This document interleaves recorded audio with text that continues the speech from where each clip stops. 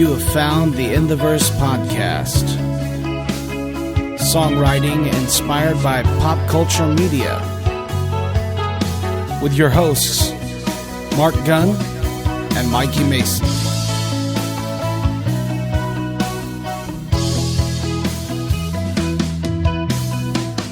Welcome to In the Verse, the podcast that makes music inspired by popular media. I am Marc Gunn, the creator of the Firefly Drinking Songs show and host of the 4-time now award-winning Irish and Celtic Music Podcast. I'm Mikey Mason. I'm creator of the Beer Powered Time Machine podcast and currently the MIKEYtalks podcast, neither of which have won any awards, so I'm going to have to invent an award so I can give it to myself and say that I won an award. Yes, definitely. You should do that. That's what I did, man. Actually, I think you should invent an award to give it to me, and then I'll invent another award and give it to you, and then you can have 5 awards and I'll have one. It could work actually because it would have worked. I used to run the Renaissance Festival podcast, and I ran the Renaissance Festival Awards, so I could have done that in the day, but no longer. Sorry, I have to start a new awards. That's what we'll do. Yeah, you can have the Marc Gunn Awards. I'll have the Mikey Mason Awards, and right. It'll just be you'll win every year. You'll win the Mikey Mason Award every year, and I'll win the Marc Gunn Award every year. It'll be great. It'll be awesome. This is episode 5 of our new 10-episode season of the In the Verse podcast. Since we ran out of this is your part. Go for it, Ian. No, it's all right. Go ahead. You were doing great. Since we ran out of episodes of Firefly to discuss and write about, we're finding inspiration. I forgot how to English. We're finding inspiration in episodes of other media, TV shows, comic books, cartoons, but definitely not video games. However, we are in this comic book, this graphic novel. We're back in the verse. We are indeed. Woohoo! As always, you can support us in this and other creative endeavors by supporting Mikey at patreon.com/Mikey Mason. And by supporting Marc at patreon.com/KeltFather. All right, some upcoming shows and news. I'm going to be performing at Multiverse October 14th through 16th, November 4th through 6th. I'll be at Conjuration in Atlanta. Both of those are in Atlanta. November 19th, 3 Taverns Brewery in Decatur. And then every Wednesday, Coffee with the Celt Father. It is at 11 a.m., but it is a private feed. If you want to come watch it, join my Patreon, and you can watch it every Wednesday, 11 a.m. With all of the other gun runners. Yes, do that. Indeed. Do that now. Don't hesitate. I'll be at Tsunami Con in Wichita, Kansas, October 21st to 23rd. I do my monthly online shows every month still. October's monthly online show is set for Saturday, October 29th at 8 p.m. Eastern at twitch.tv/Comedy Rock Geek. And I know I don't normally do my Twitch shows on a Saturday, but I had to move it because I joined a band. Woohoo! The Meanies. I'm the third Meanie.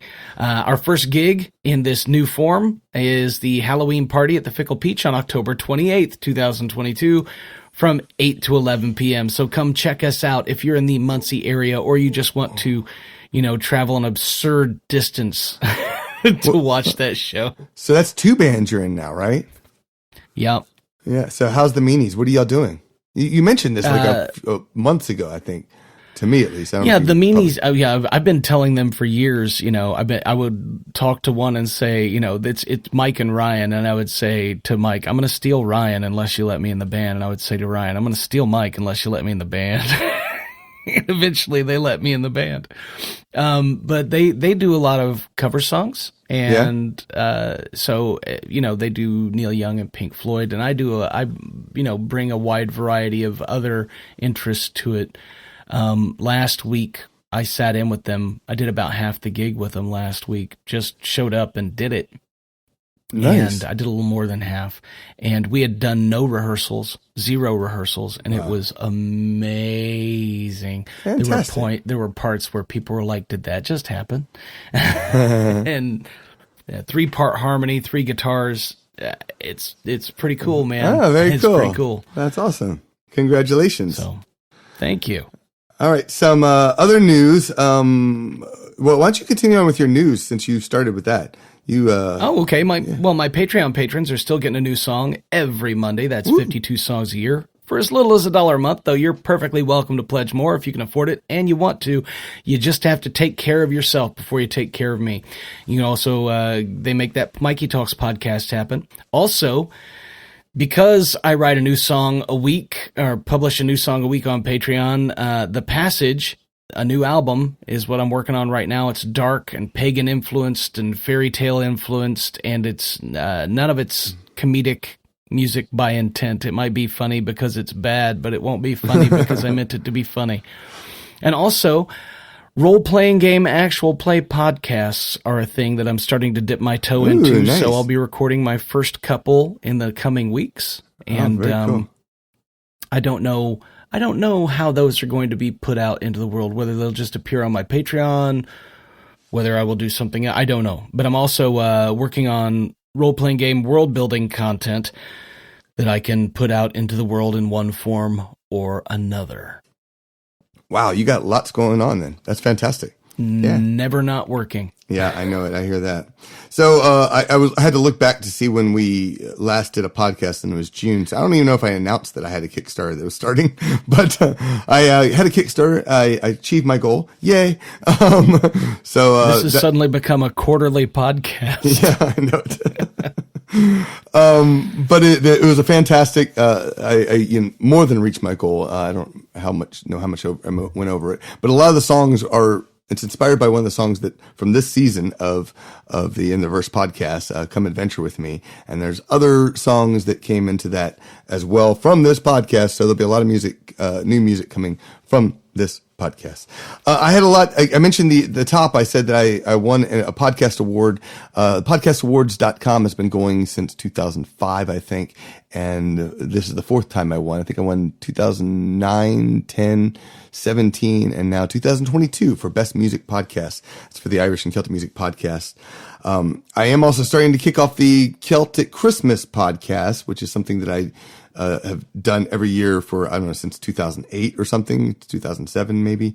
It's been going for a long time as well, and it's seasonal, so that's getting ready to kick off. I also, the Pub Songs and Stories podcast, my other podcast, I scaled that one back, so instead of doing talking with sharing other people's stories, it's pretty much my stories to my songs, where I go a little bit in depth of what inspired them. And it's been going great. I'm doing like one a month that's public, and then I have one that's private. I've been doing a lot more private feed stuff instead of making everything public, for better or worse. I launched my Celtic Invasion vacation for 2023. We're going to County Mayo in Ireland, and we're going to find out a little bit about Bridget O'Malley, the Pirate Queen of Ireland. I'm looking forward to exploring that. And Clare Island, the Saw Doctors have a great song called Clare Island. That's the reason I wanted to see it. And then the Brobdingnagian Bards, we wrote a new song at ALEP. So ALEP is my Hobbit gathering that I do every year, or every 3 years or so. This one is 5 years since the last one. And this time the Brobdingnagian Bards came back. We were there the first year as a group. I've been there every year, but this time Andrew joined me, and we spent some time not only writing a brand new song, but we also got to play for the dances and I got to write some dance tunes. I mean, some dances. Actual dances. I like dancing. And so it was a lot of fun. But yeah, lots happened in the last quarter. Well, yeah, congratulations on the Kickstarter, on the awards, and looking forward to the new Bard song and the Celtic Christmas podcast. And actually, I'm just now looking over to see if I can afford a Celtic Invasion vacation. To doing your own or going on one? Going on, I'm at this guy marcgunn.com. You're wanting to come on the Celtic Invasion? Is that what you're saying? I'm looking to see if I could afford it. Jody and I have been talking about doing some traveling. Cool. So yeah, that would be awesome. That would be awesome. Yeah, that'd be fantastic. All right. So, all right, let's get into this this book. The Shepherd's Tale is a graphic novel, right? Story by, it's a Dark Horse Books graphic novel. Story by Joss Whedon and Zach Whedon. Art by Chris Samney. But the script was actually by Zach Whedon, right? Yeah, I think so. Yeah. And the book opens at the Haven mining colony, moments before, spoiler, Shepherd Book's death. Yeah. And then, I mean, it's in the first few pages. But, I mean, everything here. Hey, look, it's all going to be spoilers from here on out. So it opens with a Haven we should point that out. Actually, if you have, if you want to read the book, you should go do that right now because everything is a spoiler. We're revealing the secret behind Shepherd Book. So if you ever wanted to know this, but yeah. So the book opens at Haven Mining Colony moments before Shepherd Book's death, which takes place in the Serenity movie. And then it flashes back 2 years to the interior of the Serenity, where Book is having a conversation with Jane about whether or not Jane will go to hell. And then he walks in on Mal and Zoe roughing up an arms dealer during a deal gone bad, whereupon, shocked, he returns to his quarters to pray. Then the story flashes back 2 more years to Southdown Abbey, where we witness Book's discussion with the abbess about his decision to leave the abbey and return to the world. As he exits the abbey, he walks right past Kaylee, who says, "You're coming with us."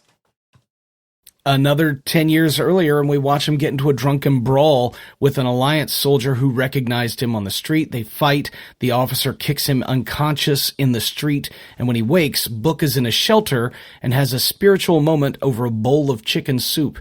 He eats the soup and walks the streets, stopping under the neon glow of a cross, presumably the door to the Abbey. Then 6 years earlier, we witness Book as an Alliance officer being harshly reprimanded for organizing an action that cost 4,000 lives. The very action mentioned by the Alliance officer 10 years later in the street fight. Book asks for investigation powers to uncover the moles, but it is stripped of rank and kicked off the Alliance vessel. An attempt to cover up their embarrassment, he is forced into an escape pod and jettisoned. It crashes on a nearby planet, and he stumbles across the sand alone. 4 years earlier, we watch Book as an Alliance cadet, physically beating a prisoner during an interrogation while 2 officers discuss how driven he is, how tactically brilliant, and how arrogant.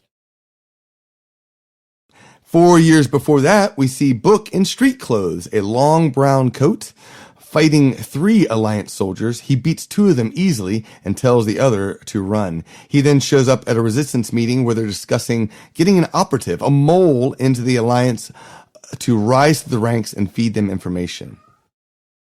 Book volunteers, and they replace his left eye with a biomechanical robotic one that secretly transmits everything he sees to the Resistance. He'll need a new background, though. His is too connected to the Resistance, too traceable. So he stalks and kills a young traveler and assumes his identity, the identity of Dariel Book. 6 years prior, we watch a couple of young street thieves robbing a couple at gunpoint and then running from the police. One of them is named Henry, and he uses his skill and daring to escape, abandoning his accomplice. Later, in a diner, he is recognized by a police officer who receives his picture on a communication device while sitting next to Henry at the counter. He reaches for his gun, but Henry has already drawn and cocked his own. "Don't," he says. The exchange was observed by another diner, and afterwards that man has a conversation with Henry in the street outside and hands him a flyer trying to convince him to join the independence movement. Henry declines and returns to his apartment. From the stairwell, however, he sees a police team battering down his door to arrest him. He looks at the flyer for the independence movement and then slips out of the building unnoticed. And finally, 10 years earlier, we witness young Henry returning home to a shabby, rundown apartment, expressing grief that his abusive father, expressing relief that his abusive father is asleep. He slips into a curtained-off room and listens to music on headphones, finding escape. His father wakes and beats him, and then, when his father passes back out, Henry packs his things and leaves, determined to make a life for himself beyond his abusive father and poverty. Wow. All right. So what did you think of what did you think of it, man? I liked it. It seemed to me that it was very much an episode of Firefly. Yeah, it was exactly that, and I would love to see this episode. I would also love to see this episode. That would be. I want to know who would get cast as a young Shepherd Book as well. Yeah, right. That would be really cool. I'm interested. Yeah, there's a lot in here that it just seems so grounded in our reality, some of the locations, and I don't know how much that would be, how that it would. I don't know that it would translate that way visually onto the television screen in the Firefly show. You don't think so? I don't know. Yeah, I'm not saying it wouldn't. I just don't know. And then there are flying cars like from The Fifth Element. Yeah. And I'm not saying I don't like them. Yeah, I'm just saying that I don't know how well it will visually translate. I know that the reason Firefly takes place where it takes place is they're on the run from the Alliance, so they're not always on aerial. They're not always in a place with this ultra high technology. They're in the Outer Rim, and you know, they're on the primitive planets, which is why they're so seem so Western influenced. Because they have primitive technologies. But you know, it's a little different than what we're used to, and I don't mean that in a bad way, right? At all. Yeah. I got you. Yeah, I loved it. Definitely, it seemed to come off as an episode. It was really cool. I got to say, reading and then rereading and then rereading and rereading because you know, so we talked about this back in end of June. And so I was getting ready and I finally got around to reading it, and then I read it again and took notes. And then we got delayed at being able to record this. And so it's been sitting there for a long time, and I had the notes already, and I was like, I could do it, but I need to refresh my memory. So yesterday I started reading it again. I think I read it even once before this, but I finally sat down to read it again, which was really cool because all of a sudden things started clicking a lot better. When I was trying to, so when we were talking about doing this, I was like, and I had already read it a couple times as it was. I was like, this is like blues. This blues struck me for this song. So I was like, I got to write a song. So I spent the last 3 months trying to get in my head, I gotta write a song. And I've tried like several different things over the time. And none of them were ever working, until this morning. And so. Oh, wow. Okay, cool. Yeah, I know. I was like, I kept trying to get this blues thing going and it just wasn't working. But it was really cool. Blues on an auto harp is not the norm. No, it's not. And it's a little bit challenging. Definitely stylistically, some of the things that I worked out.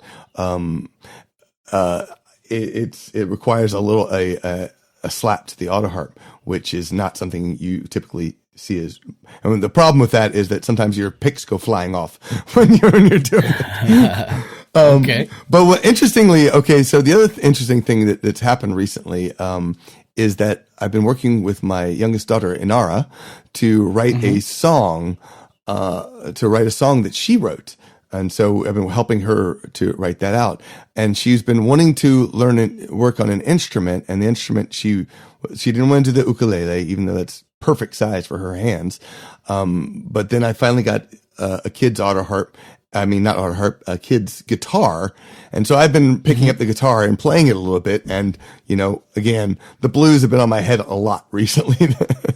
I also wrote a blues song at Alep. So that music has been on my head a lot. And it was really cool though, because I can play the song that I've written both on the auto harp or the guitar now. Nice. which is kind of cool. And I have to decide which one I like better, It's easier on the guitar, I think. Why decide? Why not record the guitar track and then record the auto harp I track? very much might. I don't know if I trust my ability to record alongside myself. That's another. Your song is already written then.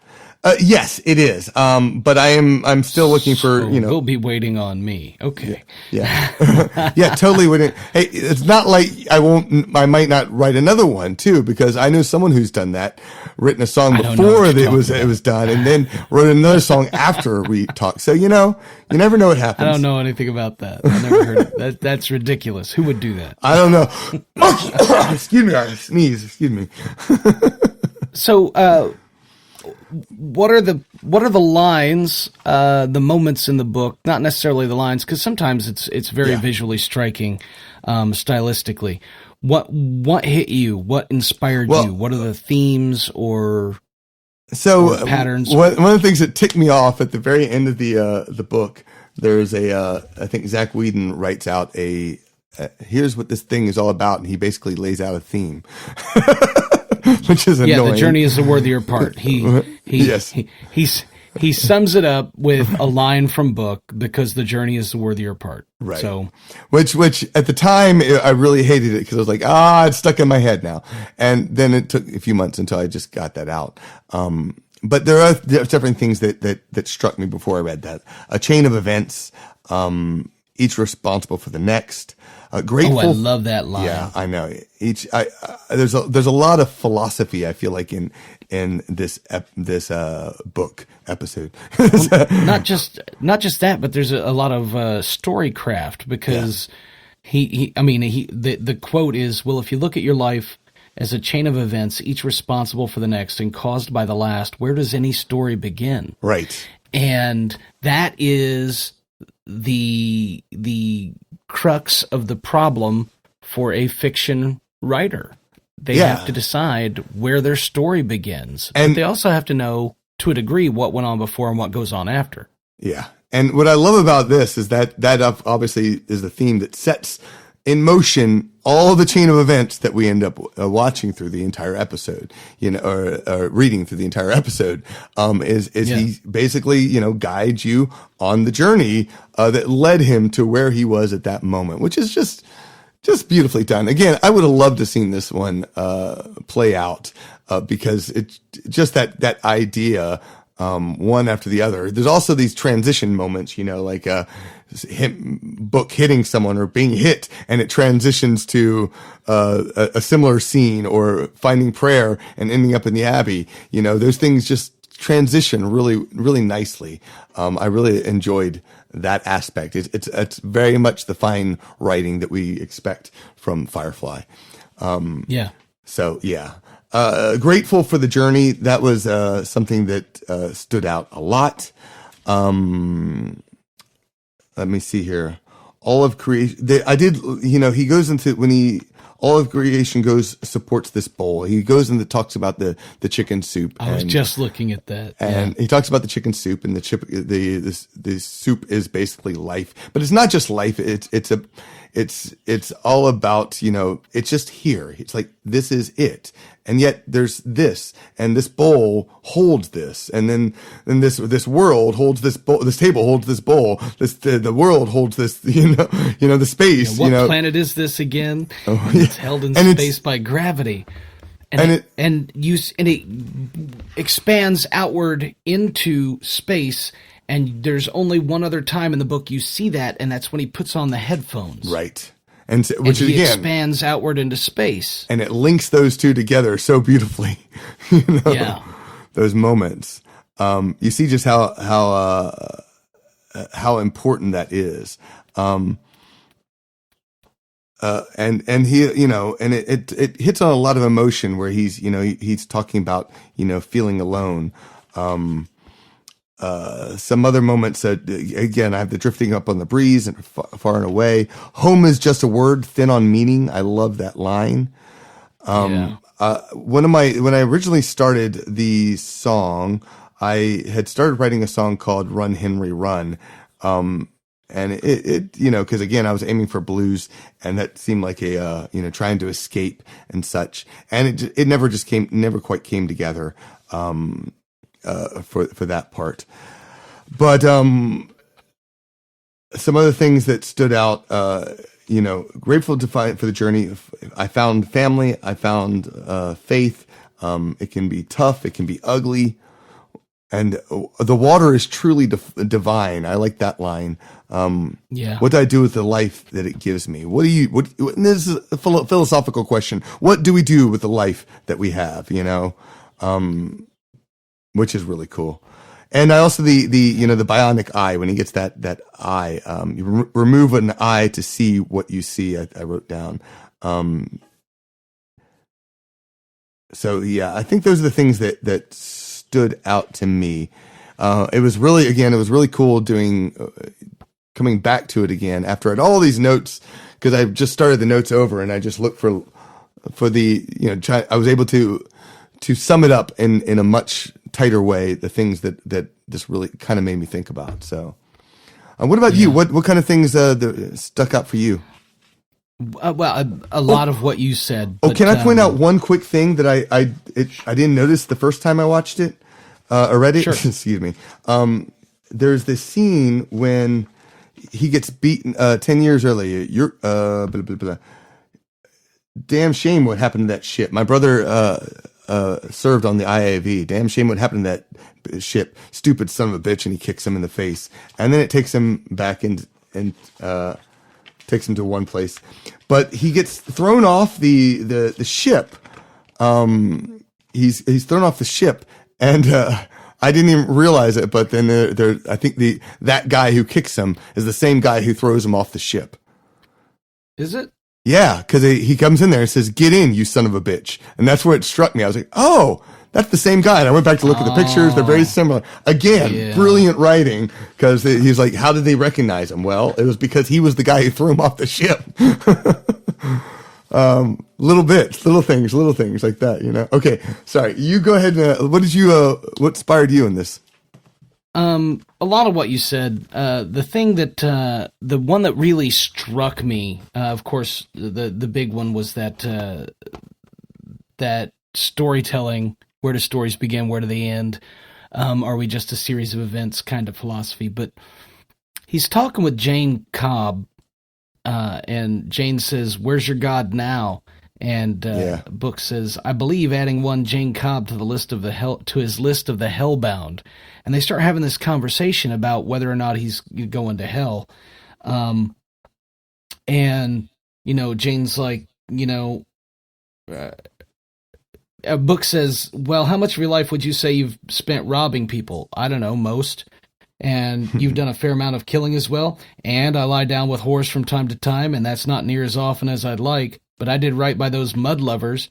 And then Book says, "To save your own skin." And he goes, "I help care for this jelly brain." He points to River. But it just got me thinking, to save your own skin. He said to save your own skin. You helped care for the mud lovers to save your own skin. And when Book starts thinking about all of the horrible things he's done, I think that's why he ended up going to pray. He watched Mal and Zoe. Right. Holding that guy at gunpoint, but he left his abusive father to save his own skin. That's fine. That's justifiable. Then he started robbing people, right? Right, yeah. And to save his own skin. Yeah. Then he joined the independence movement to save his own skin. And then he when he's younger, you see him wearing a gray coat. And it's only once he joins the independence movement he starts wearing a brown coat, right? Yeah, yeah. And then he's fights the Alliance soldiers, tells one to run, and joins, and he realizes that he's kind of trapped, and he dedicates himself to a thing that he got to by saving his own skin, but he joined the Alliance as a mole to do something, maybe to make up for what he had done. Right. And then he started sacrificing of himself and his eye. He sacrificed of his own body, his eye. He sacrificed his own character. He murdered somebody in cold blood to do something good. And this is still before he, found the Abbey. Right. And then he became this absolutely brutal, driven cadet and started advancing to keep from being noticed so that he could feed information to the independents, and then as we learned that he had that action that on the IAV Cortez got him drummed out of the Alliance and jettisoned off, and the only thing that saved his skin there was him lying about everything, and asking for an investigation to find the moles, and they drummed him out and tried to kill him. He said, "And those are death traps." And they're like, what a happy coincidence. Right. But the guy is the IAV Alexander is gone. 4,000 people, not just soldiers, doctors, nurses, teachers, because of you, because of your hubris. And when you think about it, part of it was for his hubris. Right. Not for the reason that the Alliance thinks. They think he wants the war over and wants everybody in line. He wants the war over, but his hubris was different. He thought he could keep getting away with it and keep getting away with it. And then he ends up drunk and paying for his actions again. And then he feels connected to the world again and gets drawn to the Abbey. Which, is he doing that to save his own skin? Well, I also think about it struck me that, the Alliance in many ways is just like his abusive father, Oh, yeah. So and he went right back into that situation, a different kind of sacrifice for him. And maybe that's a kind of kinship he found in the Abbey, the idea of sacrifice. But then, he's ready to go back into the world. And I think maybe he did a lot of what he did to save his own skin, or maybe to save his own soul, or to save his own conscience. Right. And so there's that through line that he goes back into it, ends up drawn back into the struggle again. Yeah. He tries to escape. He tries to find peace. He finds himself drawn back in again through his own desire to escape. Yeah. And he ends up praying, and then eventually he finds himself reconciled when he's, aiming that gun at the Sparrow, the AV Sparrow, and he destroys it because he knows where to hit it. He knows how to hit it. He's been trained. He knows this, and he's like, we each get to be in the world a time, and I've had mine. It can be tough, it can be ugly, but I'm grateful for the journey and what I've stumbled across along the way. I found faith, I found family, and in the oddest of places. And I think that's where I'm going to be drawing from for the episode, or for my song, is that whole, I wrote a song about The Last Unicorn, Peter Beagle's The Last Unicorn, called No Happy Endings. Based on a line in that, Schmendrick says there are no happy endings because nothing ever ends. Right. And that's kind of what this is saying. It's about where you end the story. That's, there's a happy ending if you end the story at a certain point. Right. But if you tell the rest of the story after that, or if you tell the story before that, then none of it was really a happy ending. It was a happy moment. Yeah, exactly. So that's where I'm going to be, as I examine the book of his life. Yeah. The other just a bit of irony that hit me is when he kills the kid and he goes, "Let's see who we are." And he's talking to the kid because he's going to take this kid's identity. He says, "Let's see who we are." So that plays on multiple levels. And then he goes, "Durial book. I can live with that." Yeah. And he does. He lives with that the rest of his life. Right. And who doesn't? Durial book doesn't live with that. His story is ended. Yeah, there is so much fodder here for that I just want to dig into, and I'm not sure where I'll do it, but I'll tell you this, just reading it put me back in the same mindset as when I was writing the songs for In the Verse. So sonically, it's probably going to be very similar to the songs that I wrote for the Shades of Grey album. Yeah, that's awesome. I'm looking forward to hearing that. So for me, I went with the grateful for the journey idea, because again, Shepherd has always been very grateful, and I consider that something extremely important in my own life as well, as being grateful. And so I do link his story to the glass of water that he is drinking, and Kaylee says, "Why? How come you drink that so much prettier than everyone else?" Or something on that lines, where she's like, "How come water looks so much better when you're drinking it?" I appreciate it is all, which I really loved that idea, is that, he is appreciative of the moment.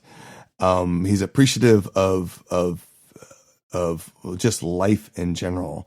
And, he had to escape from his, from the oppression of his father, of the Alliance. He had to find a figure out where he's going to be. But his home is not one that is as comfortable. It's not something that he is, it's not a place. It is the journey. And, which is ultimately where mine is. And it's all about where the stream takes you, where the water takes you, is how I leave it. There's one of the lines I thought that water is truly divine. And so one of my last lines, in the verse is water is truly divine, because it guides you on a path, and you find your home, your peace, the better part of what is great in life all through that journey. So. Yeah. Love it. I'm excited. This are again wonderful, fantastic story. I really enjoyed it, and just so many and it's great illustrations too. You know, I think the way they capture the movement and such, it's just really good. It's it's very dramatic and in a good way. It's very of course it's visual, but it's very cinematic. It's very in the whole. That's why I think as a graphic novel I could probably buy into it more than if it were just a novel or a short story. Yeah. Exactly. Because there's something about the visual storytelling component that makes it more Firefly. Yeah. I don't know. You know what I mean? I do. Yeah. Yeah. Very true. Yeah. So all in all, I was really excited about the song. This was definitely when I was working on the lyrics and such. One of the things that was bothering me with the Henry Run song was that I didn't have a story. And the lyrics that I ultimately I'm working with right now, there is a little bit of a story, but you know, a lot of the songs I do are the story songs. It's got to be a story song I keep putting in my head, because I don't feel like I'm great at poetry by itself. Here, I found myself able to do what they're doing in what they do in Firefly, where they're able to weave elements into the story. Like in this case, the glass of water, while telling a story at the same time and offering, you know, some words of wisdom, because that's again a lot of what this was about. And it's so that's how my song comes along. It comes as a storytelling, but just as much offering a taste of philosophy. You know, again, I'm really happy with it. So cool. All right. I can't wait to hear it. Yeah. And we'll see if I can come up with something else. Finish these songs. Yeah, definitely. And I got to record mine too, which also will take a little bit of time. Well, I'm going to try and be fast. I want these out in time for the things we said we were going to be doing at the beginning to be there. That sounds good to me. Yeah, right. I'll try to get that. Let me see when I can. I'm going to see when I can get this recorded. I don't know if I can get it recorded today or not, but I will get something out quick as well. So let me know when yours is done, cool. And I will make sure that mine's done shortly after. Worst case.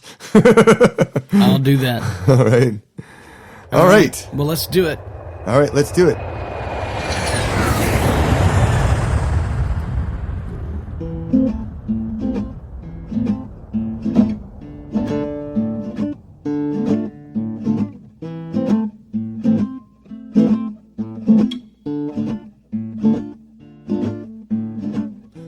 Like a glass of water, I take so much joy. It is life's fuel and foundation. It is itself its own reward. I got out from my daddy's thumb. It just beat me down. I knocked aside his oppressive gun, then my feet hit the ground. Now I am grateful for the journey. I stumbled along the way. I am grateful for the journey and the family I've made.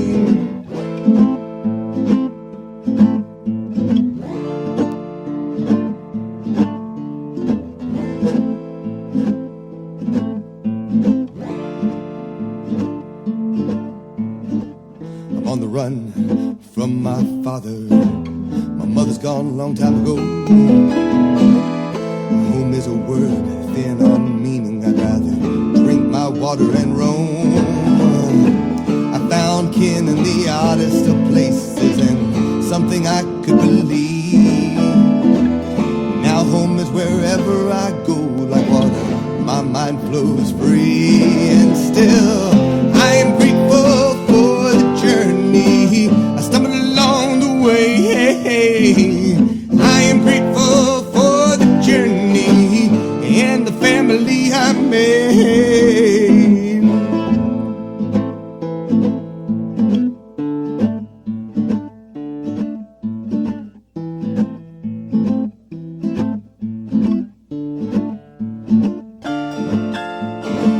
Cut out your eye if you wanna see. You never again lose your way. When the light times are dark, you will find your path better than two eyes in light of day. I spent my youth drifting on a stream, just trying to find peace of mind. I learned the journey is the worthier part, and water is truly divine. Oh, I am grateful for the journey. I stumbled along the way. I am grateful for the journey and the family I made. I am grateful for the journey. I stumbled along the way. I am grateful for the journey and the family I made. I am grateful for the journey. I stumbled along the way. I am grateful for the journey and the family I made.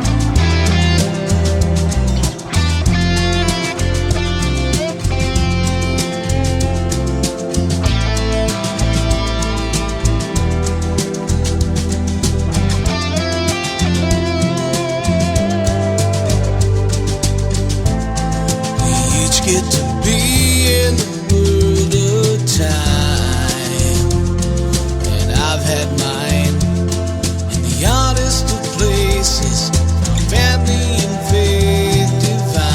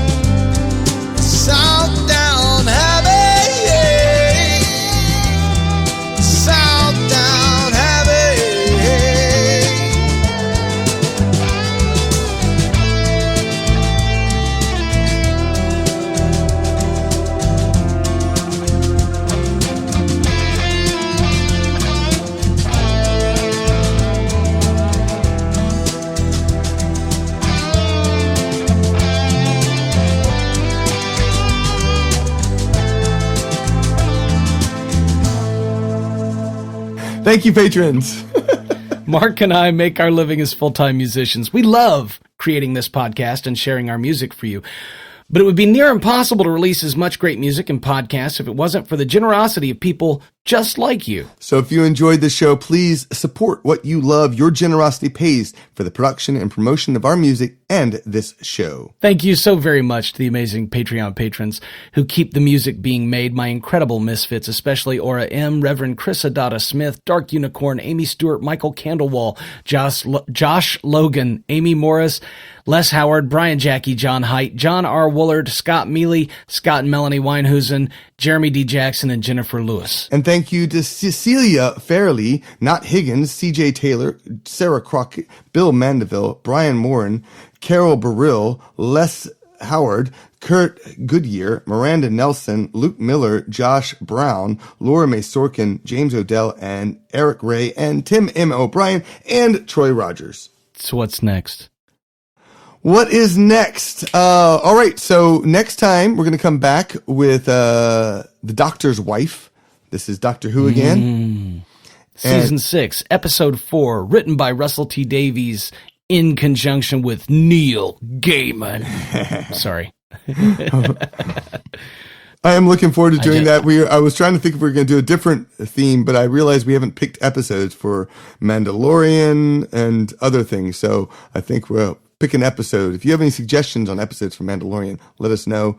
You can send it to us. Absolutely. What's the email address? You had one specifically for this. My email address is mikey@mikeymason.com. You can send it to mikey@mikeymason.com, and we'll go from there. And thank you so much for listening. You can download many of our songs when you sign up on our Patreon pages. Find out more about Marc Gunn and Mikey Mason, how to support our music on Patreon. We'd love your comments, your suggestions, songs, or lyrics, or links to videos to share in the next show. Use the hashtag #InTheVerse. You can post them on the Blue Sun Tour Facebook page or email me at mikey@mikeymason.com. In the Verse was produced by Marc Gunn and Mikey Mason. Sign up on our website and find out more about the Blue Sun Tour when it happens at fireflydrinkingsongs.com.